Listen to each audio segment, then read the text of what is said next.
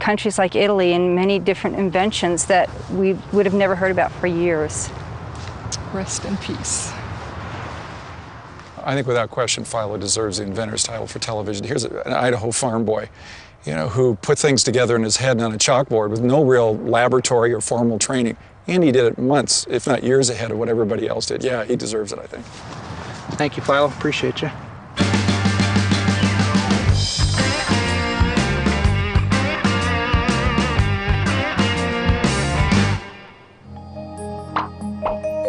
By the time Philo T. Farnsworth died, television was well on its way to becoming the most powerful tool of mass communication on the planet. Television was changing history. For joint appearances, the subject matter... The most famous example of this was a televised debate in 1960 between would-be presidential candidates Richard Nixon and John F. Kennedy. Nixon looked tired and haggard, I think I better shave. while Kennedy looked like a young, vibrant Cary Grant. This is a great country, but I think it could be a greater country. People listening to the debate on the radio were convinced Nixon was the better man, but on TV it was Kennedy who won, and it was TV that mattered.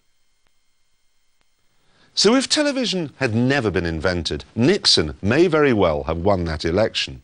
And if he'd won it, he'd have been in the hot seat during the Cuban Missile Crisis.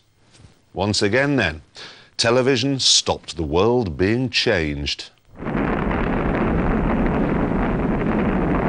If Nixon had started a nuclear war over Cuba, then I'm sure it would have been the most exciting television program of all time, and possibly the shortest.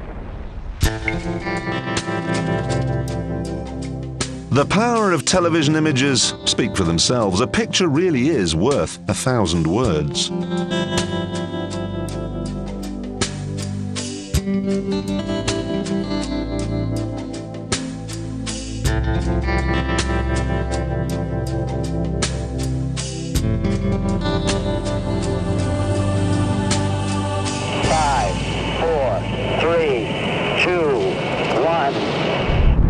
Imagine if the moon landing had never been televised.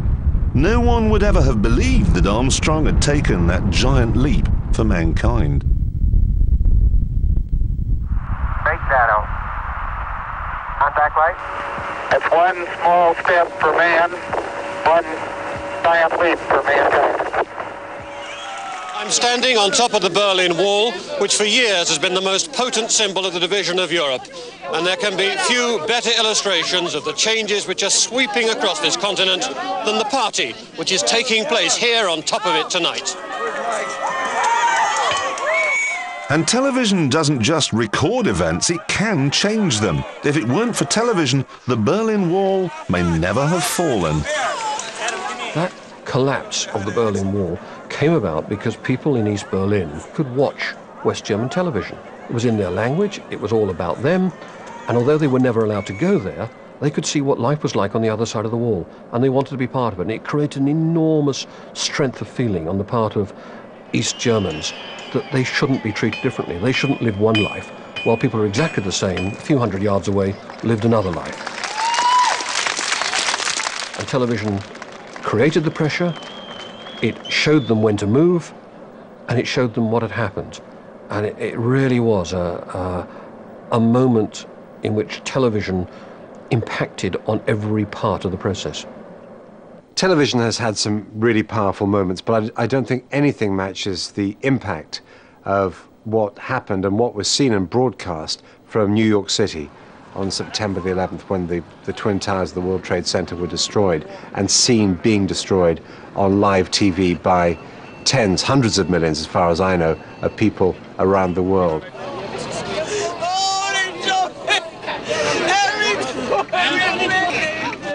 Imagine if the World Trade Center collapse hadn't been televised. Would its impact have been so big? The fact that it was broadcast, the fact that so many people saw it, I think magnified its power many times. And, well, just look at the world around us now, and we can see the consequences of September the 11th.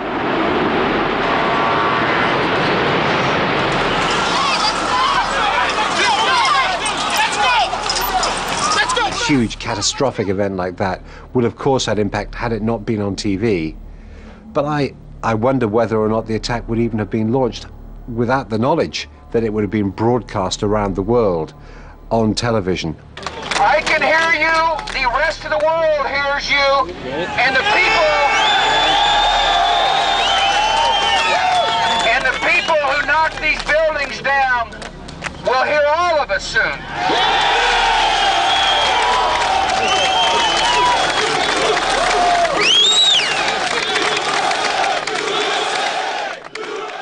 There's certainly an argument that big news events are where television has had its biggest impact.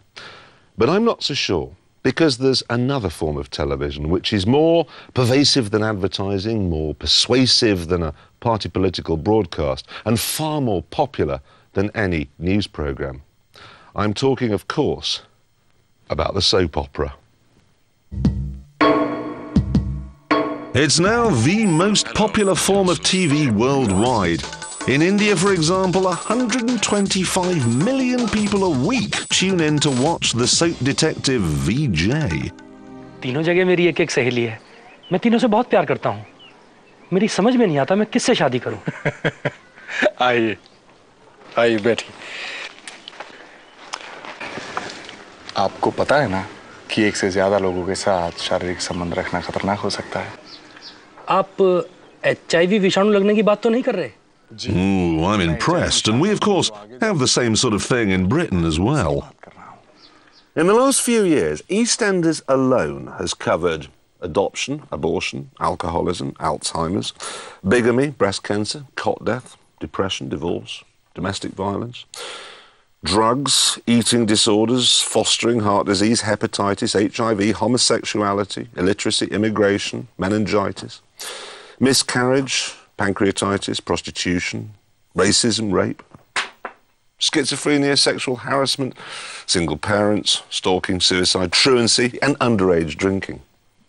Doesn't anyone just go for a walk in the park and have a nice time? I mean, small wonder we're all so depressed.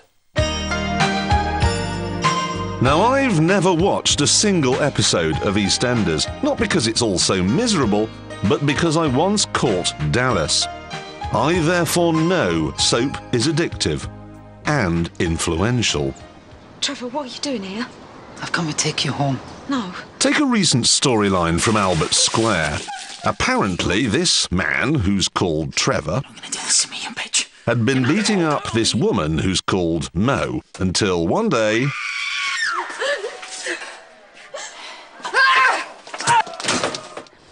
What we weren't prepared for, even then, was the volume of the calls that came in and the letters that followed them, not just to us, also to the actors concerned. A guy came up to me in a bar.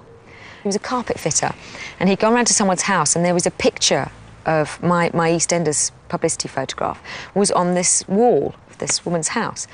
And he said, oh, do you know her? And this woman said, no, but she saved my life. And he said, well, how? And he said, because of I watched EastEnders and I realised it was me, and I realised it had been me for 20 years, and I thought I'd do something about it, and I phoned the number and I got out. I don't think, in a way, that we can take the credit for that, for being wonderful campaigners. I think it's simply a testament to the power of television. There is no doubt that television is influential, but I've always been deeply sceptical that it's to blame for all the ills in society.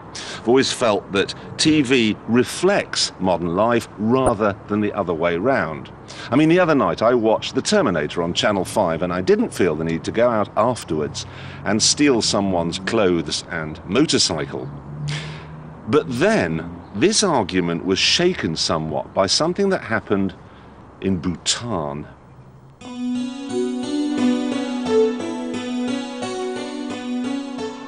The ancient Himalayan kingdom of Bhutan was built as an isolated retreat where monks could practice their Buddhist faith and where a night out meant a round of archery and a good knees up. It was a real Shangri-La of peace and harmony. That is until 1998, when the king finally gave in and introduced cable television